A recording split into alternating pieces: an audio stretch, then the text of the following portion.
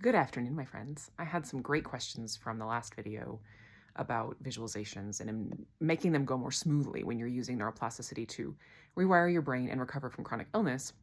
Of what happens when I get interrupted by the physical sensations, or maybe not even get interrupted, but have a hard time shifting your attention away from them, or get interrupted by the awareness of them, or intrusive thoughts, um, any kind of negative intrusive thought.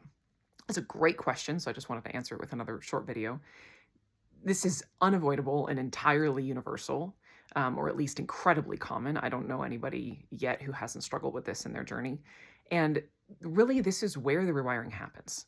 And what that means is this: your brain really thinks that keeping an eye on your symptoms, meaning focusing on them constantly and with a lot of fear and hypervigilance, is what's protecting you because it sees them as a genuine threat when we start this process. If your brain didn't, you wouldn't need to rewire your brain. Like, the fact that our brains see the symptoms as a threat is what keeps the loop cycling through.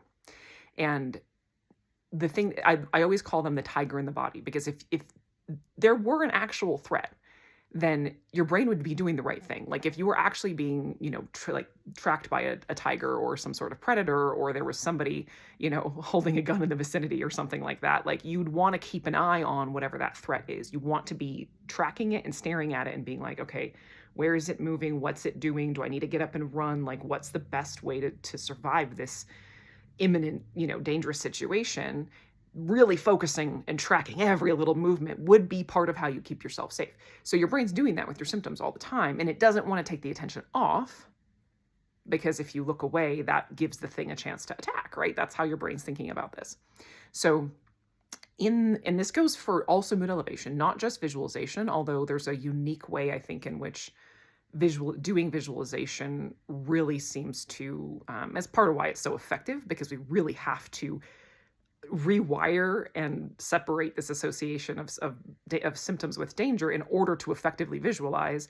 Again, goes for mood elevation as well, but the brain really doesn't like that version of us taking our attention off and focusing entirely on something positive. It would literally be like, let me sit back and crack open a book, or have a nice, daydream, or smell the flowers and listen to a pretty song when there's like a tiger circling you.